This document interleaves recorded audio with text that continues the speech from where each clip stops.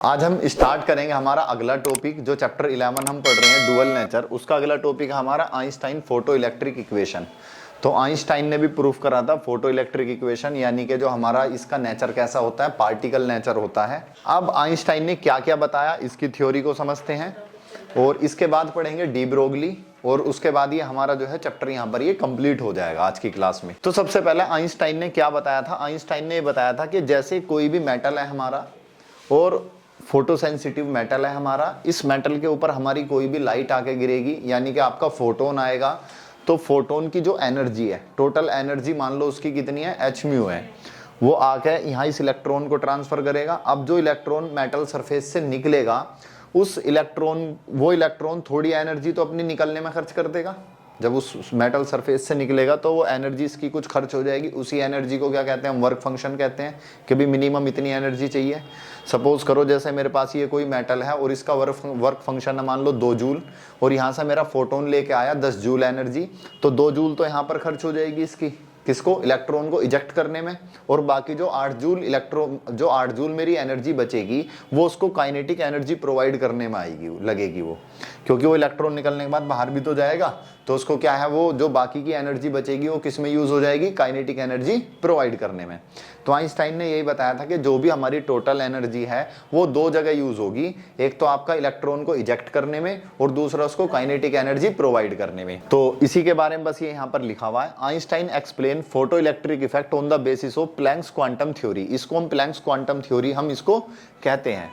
इन्होंने क्या बताया था, इसके हिसाब से according to which light travel in the form of photons. Light जो ट्रेवल करती है किसकी फॉर्म में ट्रेवल करती है, हमारी फोटोन्स की फॉर्म में वो ट्रेवल करती है। अब जो energy of photons is used in 2 ways, जो फोटोन की एनर्जी वो 2 तरीके से यूज होगी। किस किस में, a part of energy of photon is used to liberating the electron, electron को लिबरेट करने में, निकालने में, which is equal to the work function. यानी कि जो एनर्जी हमारी इलेक्ट्रॉन को निकालने में लगती है उसी को तो वर्क फंक्शन कहते हैं। उसके बाद जो remaining energy of photon is used to provide kinetic energy to ejected electron. जो हमारा इजेक्टेड इलेक्ट्रॉन होगा, बाकी जो हमारी रिमेनिंग एनर्जी है फोटोन की उसमें लग जाएगी। ठीक है, तो कुल मिला के अगर मैं यहाँ पर इसको सही से देखूँ, जो मेरे पास इलेक्ट्रॉन आया था, मान लो मेरे पास ये क्या था, मेटल सरफेस था, यहाँ से कोई लाइट आई और इसकी एनर्जी कितनी है इसके पास, एच म्यू, क्योंकि फोटोन है और फोटोन की एनर्जी कितनी होती है आपकी, एच म्यू। ये यहाँ के आके टकराएगी और टकराने के बाद यहाँ से जैसे ये निकलेगा इस सरफेस से, कुछ तो आपकी एनर्जी यहाँ पर खर्च हो गई और बाकी किस में आ गई, काइनेटिक एनर्जी में। यानी कि जो मेरे पास टोटल एनर्जी थी एच म्यू, वो किस किस में खर्च हो जाएगी मेरी, एक तो मैं यहाँ पर मेरी वर्क फंक्शन में और साथ में किस में लगेगी वो मेरी काइनेटिक एनर्जी में। इस इक्वेशन को आइंस्टाइन फोटो इलेक्ट्रिक इक्वेशन कहते हैं। इस इक्वेशन को हम 2-3 तरह से मॉडिफाई करके भी लिख सकते हैं। ठीक है, कैसे भी लिख लो, कुल मिलाकर रहेगी हमारी इस तरह की equation. This equation is called, इसको कहते हैं हम आइंस्टाइन फोटो इक्वेशन। ठीक है, अब मैं इसको और कैसे मॉडिफाई करके लिख सकता हूँ। सपोज करो ये एच म्यू है इक्वल टू फाई को क्या लिख सकता हूँ, वर्क फंक्शन। वर्क फंक्शन क्या है मेरा, एक तरह का वर्क है, एक एनर्जी तो है मेरी कि भाई ये मेरा क्या है, मान लो ये मेटल सरफेस है, इस मेटल सरफेस को इतनी एनर्जी चाहिए जिससे यहाँ से इलेक्ट्रॉन हमें इजेक्ट करना हो। तो एनर्जी क्या होती है, मेरा एक तरह का वर्क होता है। और अगर मैं उसको देखूँ तो वर्क का फॉर्मूला मेरा Q इंटू वी, तो मेरी यहाँ पर वर्क कितना हो जाएगा, मेरा चार्ज कितना होता है इलेक्ट्रॉन E, और ये आपका पोटेंशियल हो गया V। इसी को क्या कहते हैं हम, एनर्जी कहते हैं। वर्क फंक्शन को कितनी एनर्जी चाहिए मेरी, EV। अच्छा, मिनिमम ये जो है मेरा मिनिमम पोटेंशियल क्या, तो EV नोट हो जाएगा ये, क्योंकि यहाँ पर क्या है मेरा इसके अंदर कि कम से कम इतनी एनर्जी चाहिए, उससे ज़्यादा भी हो तो निकल जाएगा। तो वर्क फंक्शन का एक मिनिमम एनर्जी है, तो ये क्या हो जाएगा मेरा EV note plus kinetic energy. Kinetic energy को काइनेटिक एनर्जी लिख दो या फिर हाफ mv² लिख दो। ठीक है, हालांकि काइनेटिक एनर्जी को भी हम देखेंगे आगे अभी। तो वर्क फंक्शन जो है मेरा, वर्क फंक्शन का जो फॉर्मूला होगा ये होगा आपका एच म्यू नोट। क्या होगा, एच म्यू नोट, क्योंकि ये भी एक एनर्जी है और टोटल एनर्जी क्या है मेरी, एच म्यू है। इसके अंदर से मेरी कुछ एनर्जी कितनी खर्च हो जाएगी, H mu naught. Mu naught क्या है मेरी, थ्रेशोल्ड फ्रीक्वेंसी। क्या है, थ्रेशोल्ड फ्रीक्वेंसी। तो ये इक्वेशन क्या है हमारी, आइंस्टाइन फोटो इलेक्ट्रिक इक्वेशन। अगर मैं इसको किसी और फॉर्म में लिखना चाहूँ तो मैं इसको ऐसे लिख सकता हूँ, एच म्यू एच म्यू क्या है, मेरी एनर्जी एक तरह की, उसमें से कुछ एनर्जी, इस एच म्यू मेरी एनर्जी है, इसमें से कुछ एनर्जी मेरी जो यूज होगी किसमें, वर्क फंक्शन में, किसमें, वर्क फंक्शन में। तो वर्क फंक्शन में कितनी एनर्जी हो जाएगी, मिनिमम जो उसकी वेव फ्रीक्वेंसी कितनी, थ्रेशोल्ड फ्रीक्वेंसी। तो मिनिमम फ्रीक्वेंसी, जो मिनिमम एनर्जी मेरी रिक्वायर्ड होगी वर्क फंक्शन में को इलेक्ट्रॉन को इजेक्ट करने के लिए, वो कितनी होगी, h mu naught, Planck constant. और अगर मैं फ्रीक्वेंसी की मल्टीप्लाई करता हूँ तो मेरे पास एनर्जी आ जाती है, ठीक है।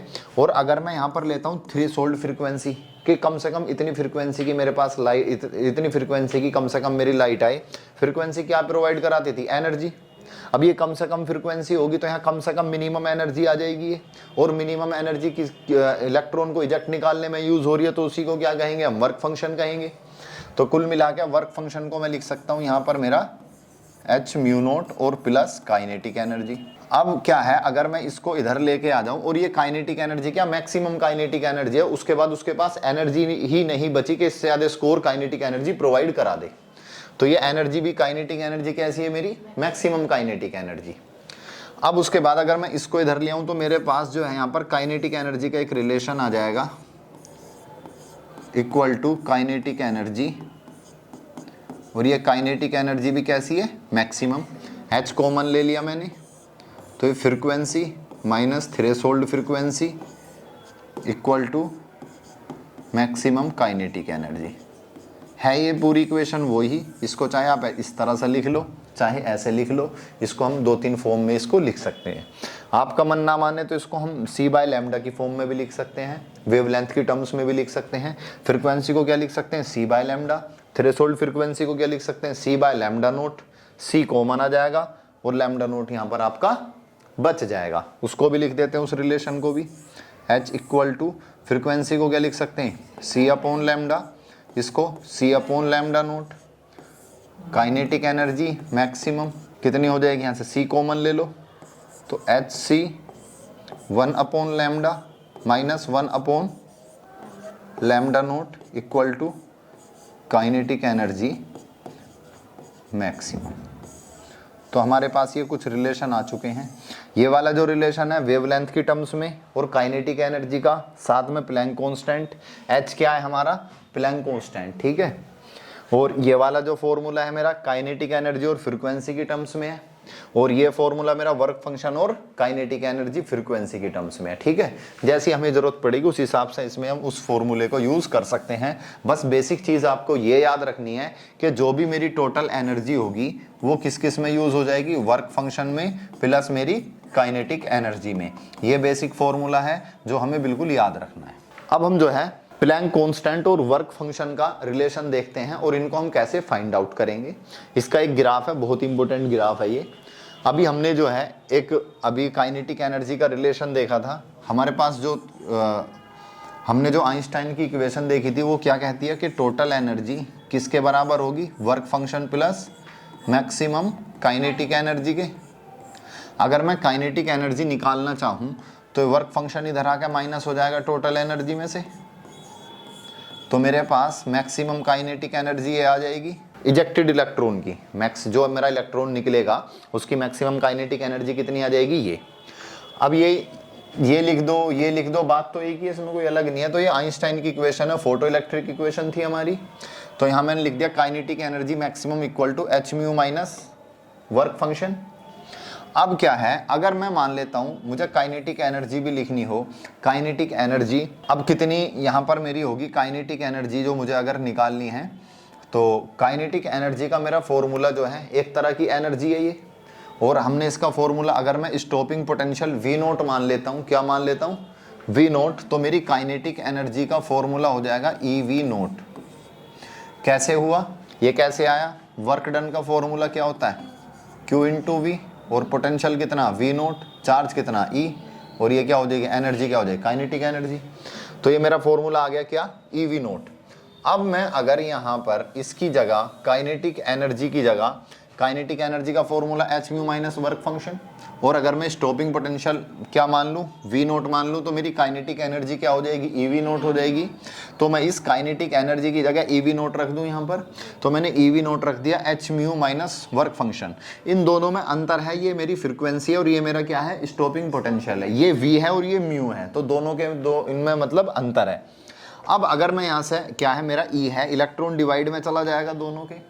अब यहाँ से जो मेरे पास ये इक्वेशन बनी है, मुझे बेसिकली यहाँ पर रिलेशन निकालना है वर्क फंक्शन, स्टॉपिंग पोटेंशियल और फ्रीक्वेंसी के बीच में, स्टॉपिंग पोटेंशियल और फ्रीक्वेंसी के बीच में। ये मेरी इक्वेशन बन रही है। हमने एक इक्वेशन पढ़ी है, लीनियर इक्वेशन होती है y equal to M X plus C. C क्या है, हमारा इंटरसेप्ट है, m क्या है, हमारा स्लोप है। तो अब यहाँ पर जो ये हमने इक्वेशन पढ़ी है, तो c क्या मेरा y वाला इंटरसेप्ट है, यानी कि जो c होगा, c की वैल्यू कितनी आ रही है मेरी, फाई अपॉन में ई, फाई नोट अपॉन में ई, वर्क फंक्शन अपॉन में ई। और जो मेरा m की वैल्यू कितनी आ रही है, h अपॉन ई। तो यहाँ पर मेरा जो स्लोप होने वाला है, स्लोप यानी कि m, स्लोप m कितना हो जाएगा, h अपॉन ई। और जो इंटरसेप्ट कितना होगा, intercept c equal to minus phi naught upon E. अब मैं इसका ग्राफ बनाना चाहूँ तो मेरा कैसे ग्राफ बनेगा, स्टॉपिंग पोटेंशियल और फ्रीक्वेंसी का। ये मेरा ग्राफ बनेगा, कहीं यहाँ से माइनस से शुरू होगा, क्योंकि जो आपका इंटरसेप्ट कितना आ रहा है, हमारा माइनस में आ रहा है। स्टॉपिंग पोटेंशियल आपको पता ही था क्या था हमारा, ऐसा पोटेंशियल जहां पर हमारा फोटो इलेक्ट्रिक करंट क्या हो रहा था, जीरो पर जीरो हो रहा था। अगर हमने किसी को थोड़ा बहुत उसका मान लो हमने पोटेंशियल दिया, क्योंकि सबसे पहले क्या था, उसके अंदर अपने भी कुछ इलेक्ट्रॉन थे, आपको ध्यान हो, ऐसे था कोई मेटल है, इसके अंदर हमारे इलेक्ट्रॉन घूम रहे हैं, इनके पास अपनी कुछ एनर्जी है। अब मैंने क्या करा, यहाँ पर ये मेरा एनोड था, मैंने इसको निगेटिव, इसको पोटेंशियल देना स्टार्ट करा निगेटिव, ठीक है। तो थोड़ी देर में क्या हुआ, जब इनका जो मतलब इनकी जो एनर्जी है उसके बराबर इसकी एनर्जी होगी, तो इनका मूवमेंट बिल्कुल रुक गया था, और रुक गया तो उसी पोटेंशियल को हमने क्या बोला, स्टॉपिंग पोटेंशियल बोला। तो स्टॉपिंग पोटेंशियल ऐसा नहीं है, इनिशियल में क्या है, जीरो है। अगर मैं फ्रीक्वेंसी देखूं, फ्रीक्वेंसी अगर शुरू में अगर मान लो मेरा किसी ना किसी फ्रीक्वेंसी पे जाकर मेरा स्टॉपिंग पोटेंशियल जीरो होगा, ऐसा नहीं है कि दोनों ही स्टार्टिंग में जीरो होंगे। तो अगर मैं इसको नीचे यहाँ तक लेकर आऊँगा तो ये माइनस में आ जाएगा, और ये मेरा माइनस वाला जो इंटरसेप्ट होगा, ये माइनस वाला इंटरसेप्ट किसके बराबर होगा, मेरा फाई नोट अपॉन ई के, फाई नोट अपॉन ई के। ये मेरी फ्रीक्वेंसी है, ये क्या है हमारी फ्रीक्वेंसी, और ये स्टॉपिंग पोटेंशियल है। अब मैं अगर यहाँ पर स्लोप निकालना चाहूँ तो स्लोप क्या होता है मेरा, टेन थीटा। क्या होता है स्लोप, स्लोप निकालना चाहूँ मैं यहाँ पर, मेरा होता है वो टेन थीटा। तो उसका तरीका ये है निकालने का, ठीक है। ये मैंने एंगल क्या मान लिया, थीटा मान लिया, क्या मान लिया, थीटा। तो ये मेरा h हो जाएगा और ये क्या हो जाएगा मेरा e। तो कुल मिला के इस, तो यहाँ पर स्लोप कितना आ गया मेरा, m equal to ten theta और h अपॉन ई। कुल मिला के यहाँ पर अगर मैं एक रिलेशन देखना चाहूँ, टेन थीटा किसके बराबर आ जाएगा मेरा, h अपॉन ई के। तो h अपॉन ई के, और मैं h की वैल्यू निकालना चाहूँ तो e टेन थीटा आ जाएगी। कितनी आ जाएगी यहाँ पर मेरे पास, तो यहाँ से अगर मैं देखो ये रहा टेन थीटा मैंने बराबर रख दिया किसके, h अपॉन ई के। तो मेरे पास e टेन थीटा वैल्यू आ गई किसकी, h की, प्लैंक कांस्टेंट की। तो मैं इस तरह से प्लैंक कांस्टेंट निकाल सकता हूँ, ठीक है। इस वाली चीज़ को थोड़ा यहाँ लिख लेते हैं, तो यहाँ लिख दो इसको, tan theta equal to h upon E, और ये कितना हो गया मेरा, e tan theta equal to h। ये मेरा प्लैंक कांस्टेंट हम निकाल सकते हैं, ठीक है। अब इससे आगे बढ़ते हैं, अगला देख लेते हैं इसी में। अब हम देखते हैं डी ब्रोगली। तो डी ब्रोगली की इक्वेशन क्या थी, डी ब्रोगली ने कहा था कोई भी हमारा मूविंग मटेरियल का कोई पार्टिकल है, तो वो पार्टिकल क्या, कभी कभी तो आपका वेव की तरह बिहेव करता है और कभी कभी वो एक पार्टिकल की तरह एक्ट करता है, ठीक है। तो ये बताया था डी ब्रोगली ने, और डी ब्रोगली ने कहा था जो उससे वेव बनेगी उसको डी ब्रोगली वेव कहते हैं, और डी ब्रोगली वेव की जो वेव लेंथ है वो होगी lambda equal to h upon m v, ठीक है। अब इस बात को हम ड्राइव करके देखते हैं कि हाँ ये बात ठीक है या नहीं है। तो इसकी डेरिवेशन देखते हैं, derivation of de Broglie wavelength. Planck's quantum theory क्या कहती है कि उसकी जो फोटोन है, जो एनर्जी कितनी है हमारी, h म्यू के इक्वल।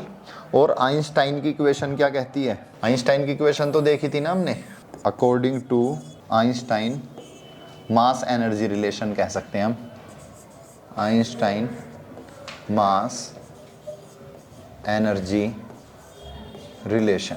आइंस्टाइन का अलग है ना, आइंस्टाइन का क्या होती है equation, equal to M C square energy की, mass energy relation equal to M C square.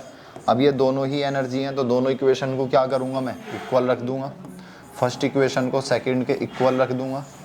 जब दोनों को इक्वल रखूंगा तो मेरा ये क्या है, एच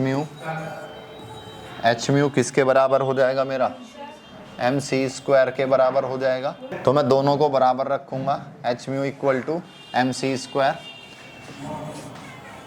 अब एक चीज़ हम क्या है यहाँ पर, हमें क्या प्रूफ करना है, lambda equal to h upon m v. मैं फ्रिक्वेंसी को क्या लिख सकता हूँ, फ्रिक्वेंसी को क्या लिख सकता हूँ मैं, C by lambda equal to M C square, square से सी कैंसिल, स्क्वायर से सी कैंसिल। अब मेरे पास यहाँ क्या बचेगा, h इक्वल टू इस m को और c को मैं डिवाइड में ले आया और इधर क्या पहुँच गया, लैम्डा। यही तो इक्वेशन आ गई मेरी। इस इक्वेशन को मैं ये भी लिख सकता हूँ कि h अपॉन, भाई c क्या, स्पीड ऑफ लाइट ही तो है c, तो मैं इसको v भी लिख सकता हूँ, h equal to m v upon में। तो ये लैम्डा की वैल्यू आ गई। This is called de Broglie wavelength. क्या कहते हैं हम इसको, डी ब्रोगली वेवलेंथ। ये था डी ब्रोगली के बारे में। अब इसका हम रिलेशन देखते हैं हमारी काइनेटिक एनर्जी के साथ में। अब देखते हैं हम काइनेटिक, इसका रिलेशन काइनेटिक एनर्जी के साथ में।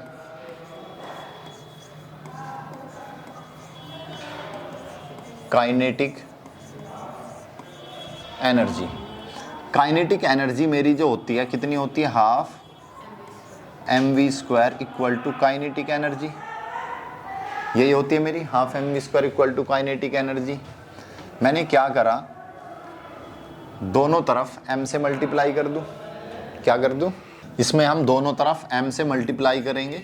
हाफ अगर मैं m से मल्टीप्लाई करूंगा तो m स्क्वायर, ये v स्क्वायर, ये k और ये m, ये मेरा 2 जाएगा मल्टीप्लाई में, यहाँ वो हो जाएगा मेरा m। मैं इसको लिख सकता हूँ एम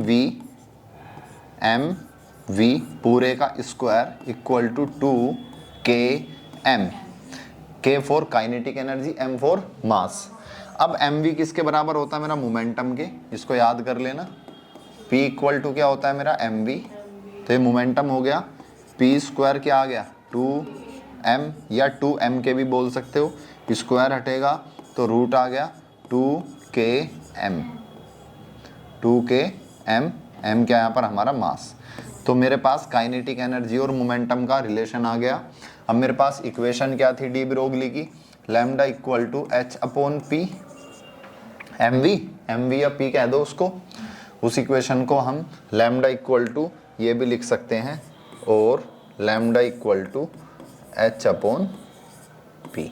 ठीक है, तो अब यहाँ पर मैं इसकी वैल्यू रख दूँ, lambda equal to h upon p की वैल्यू कितनी आ गई, अंडर रूट 2m k, या km के कुछ भी लिख दो। ठीक है, ये मेरे पास वेवलेंथ आ गई। अब हम इसकी वेवलेंथ आगे निकालेंगे, किसके लिए, इलेक्ट्रॉन के लिए। डी ब्रोगली वेवलेंथ अब स्पेशल इलेक्ट्रॉन के लिए निकाल लें, ये किसी भी पार्टिकल के लिए हमारी, बस पार्टिकल का मास रखेंगे, काइनेटिक एनर्जी रखेंगे, प्लैंक कांस्टेंट की वैल्यू रखेंगे, वेवलेंथ आ जाएगी। अगर मैं इसी को स्पेशल कहूँ कि भैया इलेक्ट्रॉन के लिए निकालो, किसके लिए, इलेक्ट्रॉन के लिए, तो डी ब्रोगली वेवलेंथ क्या होगी। इलेक्ट्रॉन का स्पेशली पेपर में पूछ लिया जाता है, तो उसका आपको डायरेक्ट जो है फॉर्मूला भी क्या होना चाहिए, याद होना चाहिए। ऐसे फॉर्मूला आता है 12.27 अपॉन में अंडर रूट वी अंगस्टन। कभी जब मैं 12वीं क्लास में था तो तब भी इसके ऊपर न्यूमेरिकल आया था, केवल वी की वैल्यू दे देता है वो आपको, और 2-1 नंबर में शायद आया था, छोटा मतलब छोटा सा ही फॉर्मूला है, लेकिन अगर आपको याद होगा तो आप बहुत जल्दी सोल्व कर लोगे उसको। तो पहले उसको देखते हैं फॉर्मूला क्या है हमारे पास। तो डी ब्रोगली की वेवलेंथ निकालते हैं हम इलेक्ट्रॉन के लिए। हमें पता है हाफ एम वी स्क्वायर हमारा किसका फॉर्मूला होता है, हमारा काइनेटिक एनर्जी का, और काइनेटिक एनर्जी मेरी किसके बराबर होती है, हाफ एम वी स्क्वायर होता है, एक फॉर्मूला और होता मेरा ई वी। ये क्या है मेरा, आपका पोटेंशियल है, और ये वेलोसिटी है। अब मैं दोनों तरफ m से मल्टीप्लाई कर लूँ, क्या कर लूँ, m से मल्टीप्लाई बाय दोनों तरफ m से मल्टीप्लाई कर लो तो half m square v square e v। अब 2 मल्टीप्लाई में पहुंच जाएगा वहाँ 2 EVM, हाँ बिल्कुल 2 मल्टीप्लाई में पहुंचा दो mv square equal to 2 EVM। ये क्या मेरा मोमेंटम, तो ये क्या हो गया 2VM। अब क्या होगा यहाँ पर हमारा क्या होगा, स्क्वायर हटेगा तो क्या लग जाएगा रूट, तो P equal to under root 2EVM। मुझे तो वेवलेंथ निकालनी है ना, ये de Broglie wavelength. De Broglie wavelength क्या होती है, de Broglie wavelength lambda equal to h upon p. h तो ऐसे ही आ गया, p की वैल्यू कितनी आ गई अंडर रूट 2EVM। h क्या है यहाँ पर प्लैंक कांस्टेंट, h क्या है मेरा प्लैंक्स कांस्टेंट। इसकी वैल्यू क्या होती है हमारी 6.6 इंटू 10 की पावर माइनस 34। m की वैल्यू मास ऑफ इलेक्ट्रॉन, भाई इलेक्ट्रॉन के लिए निकालने हैं तो मास ऑफ 9.1 इंटू 10 की पावर माइनस 31 kg। E क्या है हमारा charge on electron, charge on electron minus 1.6 into 10 की पावर माइनस 19 कूलम। अब ये सारी वैल्यूज जब हम यहाँ पर पुट करेंगे, ठीक है, जब यहाँ सोल्व करेंगे तो माइनस की जगह हम पॉजिटिव ही ले लेंगे इसको चार्ज को, ठीक है। लैम्डा इक्वल टू कितना आ जाएगा हमारे पास h अपॉन, इन सब की जब हम वैल्यू रखेंगे h की वैल्यू भी रखने पर, भाई h की वैल्यू रख दी 2 रख दिया, e रख दिया, m रख दिया, तो इनको सोल्व करके आता है 12.27 और अंडर रूट v ऐसे ही रह जाता है, ठीक है। और ये वैल्यू आती है हमारी अंगस्टन में, किसमें, बस ये आ गया आपका इसका आंसर फाइनल। इस फॉर्मूले को याद रखना है, आपको पोटेंशियल दे दिया जाएगा और आपसे पूछेगा बताओ वेवलेंथ बताओ इसकी कितनी है। तो यहाँ पर हमारा क्या है वेवलेंथ, ये डी ब्रोगली पूरा कंप्लीट हो चुका है। कुछ आपको कभी कभी बच्चे कहते हैं इसमें एक फोटोन के बारे में भी है, तो फोटोन के बारे में बस आपको कोई ज़्यादा नहीं है, एक एनर्जी का पैकेट होता है वो आपका, और उसके अंदर एनर्जी कितनी होती है h म्यू होती है आपकी, h इंटू में फ्रिक्वेंसी, ये उसकी टोटल एनर्जी होती है। बाकी तो चीज़ें इन्हीं में बीच बीच में उनकी एक्सप्लेन हो चुकी हैं जो हमने चैप्टर पढ़ा है। अब आप इसके जो है क्वेश्चन आंसर करके देख लेना, और कोई डाउट्स आता है तो आप